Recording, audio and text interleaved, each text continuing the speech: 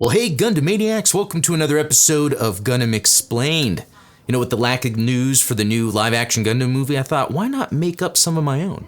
No, but really, on YouTube, Corridor VFX YouTube channel, and I'll have the links below, Gareth Edwards was on to talk about special effects, and it really made me think about what I want from a Gundam live-action movie. You know, being a filmmaker is something that I really want to do, but I don't know really how to do it, so I kind of make these Gundam videos in the meantime where I can talk about the stories that interest me if I were to make them in a Gundam movie. So, why Gareth Edwards? Well, I learned about him a lot from Rogue One. Rogue One was a really awesome looking Star Wars movie, just the way the special effects looked. It looked like things were filmed practically, and I think that's going to be the big theme here. Now, the cool through line here is that Gareth Edwards did Godzilla in 2014, which also has that cinematic look I want.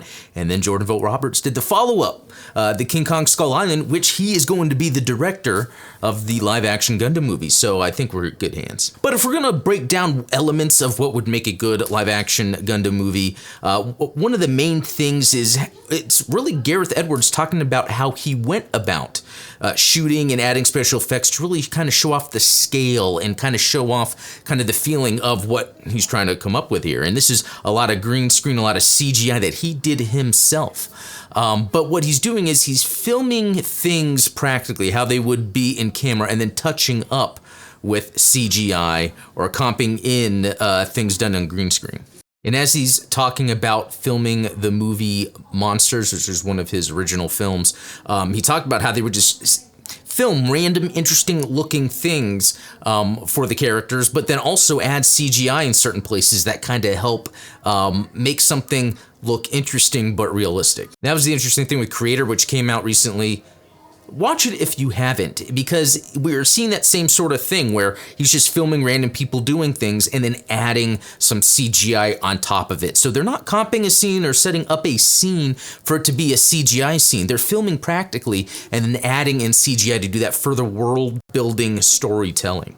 So, in something like the A-Team, we can see the camera moving down, Bradley Cooper in a tank on a parachute shooting. The thing that this movie does a good job conveying with this shot is, wow, look how crazy it is shooting from a tank on a parachute. This is wild. But what the scene, if for a more realistically toned film, what this scene should be portraying is, oh my God, falling on a tank through the sky, shooting from a gun. So the way they set the camera is not practical. It's more cartoony to show off how unbelievable a scene like this would be, because it would be hard to film.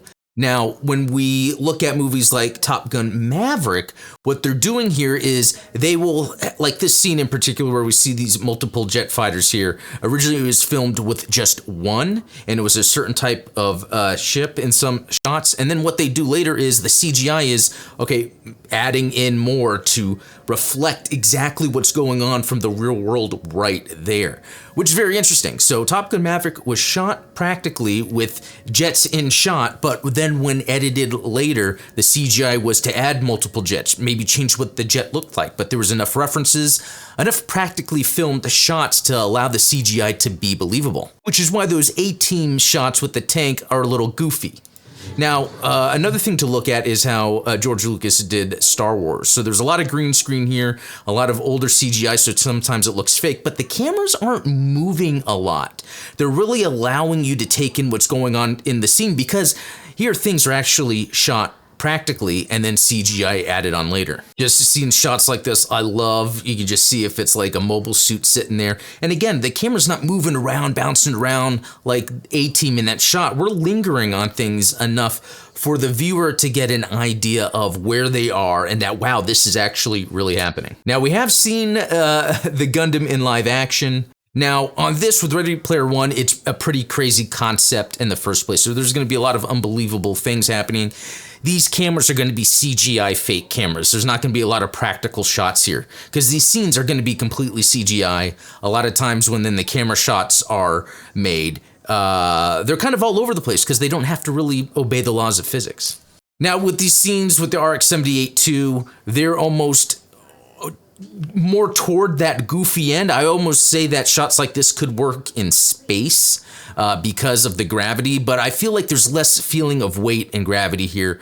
But again, this is the Ready Player One world. And then even seeing the camera do as much as it can with such a large object doesn't make sense. It's hard to really get a sense of scale. And then here's a link below, a YouTuber that has made, or someone, a visual effects artist has made a really cool kind of like CGI fan clip here of kind of doing the same thing, although they only have full CGI to work with, so they're trying to mimic reality. Instead of having reality to use that, they can then add CGI over. So I mean, really looking at how we have that camera zoom that occurs, which is usually seen more in documentary or kind of like video journalist kind of videos, but has been used like in the prequels to kind of make something look realistic. Anyway, so what I am hoping for and how I would want the Gundam live action movie to look is like what Gareth Edwards can produce in his film. The way he looks at CGI. He likes to film things in a practical manner where it's telling a real life story on its own without anything special going on around it. Then you can add the CGI and then you can tell a more unbelievable story, but within kind of the framing of a more practical shot and a practical location, etc. Anyway, I have high hopes for Jordan Vogt-Roberts' Gundam live action movie. I really can't wait to see what it's going to be about. What are they going to do? Because really, the CGI could look really goofy and cartoony, but they want to go for that look where it's more of a, I don't want to say family friendly, but a more superheroic version of robots fighting. Or they might go the other end and kind of go super realistic, like the Gareth Edwards 2014 Godzilla, or what Jordan Vogt-Roberts was able to kind of show off in Kong Skull Island, considering all the crazy creatures that were in that, but there was the scale that was off the charts everywhere. So it'd be excellent to see that stuff. Anyway, let me know what you think below. I just cannot wait for this live action Gundam movie to happen, so I'm just going to keep talking about it until it does. But until then, thanks for watching. Subscribe if you thought this video was cool, and also give it a like. Check the links in the description if you want to support the channel. And check out our Discord. We have a lot of fun there, and the supporters are active there too. They're really nice people, so it's a cool place to hang out. Anyway, we'll talk later. Have a good one.